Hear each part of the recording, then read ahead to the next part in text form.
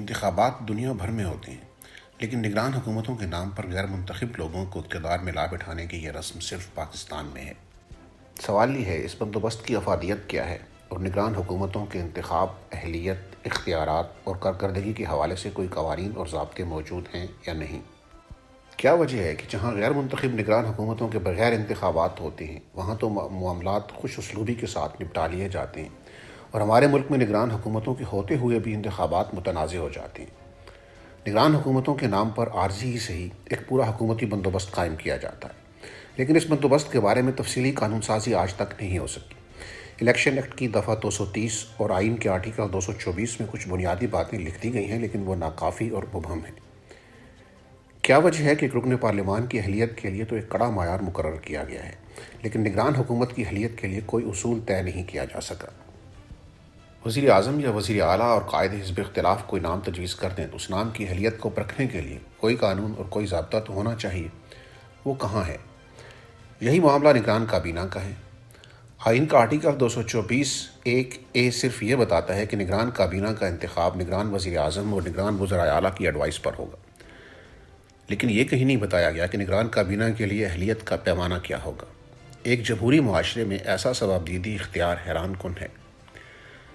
دوسرا سوال یہ اٹھتا ہے کہ اس کے اختیارات کا دائرہ کار کیا ہے، وہ کون سے کام کر سکتی ہے اور کون سے کام نہیں کر سکتی، اس کی مراحت کیا ہوں گی۔ سب سے اہم سوال یہ ہے کہ وہ کس کو جواب دہ ہوگی۔ حیران کن بات یہ ہے کہ ان سوالات کا تفصیلی جواب نہ آئین میں موجود ہے نہ ہی الیکشن ایکٹ میں۔ الیکشن ایکٹ کی دفعہ 230 میں کچھ وضاحت ہے، لیکن ناکافی ہے۔ نگران حکومت کا مینڈیٹ 2+2=4 کی طرح تحریری طور پر موجود ہونا چاہیے۔ یہ پہلو بھی قابل غور ہے کہ نگران حکومت کی کوئی حزب اختلاف نہیں ہوتی اور اسے کسی صوبائی اسمبلی یا قومی اسمبلی کا سامنا نہیں کرنا پڑتا۔ اس کے وزراء کسی ایوان کو جواب دہ نہیں ہوتے، ان سے کسی فورم پر کوئی سوال نہیں ہوتا۔ نگران حکومتوں کے دورانیے میں قومی اسمبلی اور صوبائی اسمبلیاں تو موجود نہیں ہوتی، لیکن سینٹ جیسا ادارہ تو موجود ہے۔ سوال یہ ہے کہ اس دورانیے میں سینٹ کا کوئی کردار نہیں ہو سکتا؟ ہم نے ساری دنیا سے نرالا نگران حکومتوں کا تصور اپنایا ہے۔ ہمیں سوچنا ہوگا کہ اس نامعتبر بندوبست نے ہمیں کیا دیا اور ہمیں اس پر اصرار کیوں ہے۔ نگران حکومتوں کے قیام کا واحد بنیادی مقصد انتخابات میں الیکشن کمیشن کی معاونت ہے۔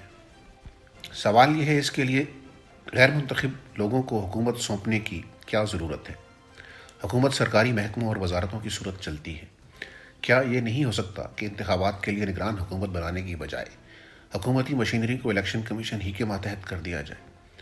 جب آئین نے آرٹیکل 220 میں تمام اتھارٹیز کو، چاہے وہ وفاقی ہوں یا صوبائی، یہ حکم دے رکھا ہے کہ وہ الیکشن کمیشن اور چیف الیکشن کمشنر کی مدد کریں گی، تو پھر باقی کیا رہ جاتا ہے جس کے لیے غیر منتخب حکومت مسلط کی جائے؟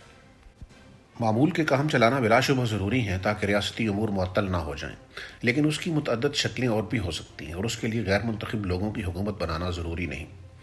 سینٹ کی شکل میں جو واحد منتخب ادارہ اس دورانیے میں موجود ہوتا ہے، اسے عضو معطل کیوں بنا دیا گیا ہے؟ کم از کم اتنا تو ہو سکتا ہے کہ غیر منتخب نگران حکومت کو سینٹ کے سامنے جواب دہ قرار دیا جائے۔ ہمارے اہل سیاست کو اس بات کا احساس ہی نہیں کہ وہ کتنی محنت سے خود کو بددیانت، ناقابل بھروسہ اور خائن ثابت کرنے پر تلے بیٹھے ہیں کہ اگر منتخب حکومت ہی کو نگران حکومت کی ذمہ داری دی گئی تو وہ لازمی بددیانتی اور خیانت کا مظاہرہ کرتے ہوئے دھاندلی کریں گے۔ قانونی اور آئینی طور پر یہ سارے اراکین پارلیمان سچے، نیک، پارسا، دیانتدار، امین اور سمجھدار ہیں اور ان میں سے کوئی بھی فاسق نہیں ہے، لیکن اس کے باوجود ان میں اس بات پر اتفاق پایا جاتا ہے کہ ان میں کوئی بھی اس قابل نہیں کہ عام انتخابات کے لیے اس کی دیانت اور امانتداری کا یقین کیا جا سکے۔ یاد رہے کہ نگران حکومتوں کا تصور جمہوری حکومت نے نہیں دیا تھا۔ جمہوری حکومتیں البتہ اسے سرمایہ سمجھ کر گلے سے لگائے ہوئے ہیں اور انہیں احساس ہی نہیں کہ یہ اصل میں ان کے اخلاقی وجود پر عدم اعتماد ہے اور ایک فرد جرم ہے۔ نگران حکومت کے موجودہ غیر منتخب ڈھانچے کے ہوتے ہوئے ہماری سیاست کے اخلاقی وجود کو کسی دشمن کی حاجت نہیں۔ یہ الگ بات کہ انہیں اس حادثے کی کوئی خبر ہی نہیں۔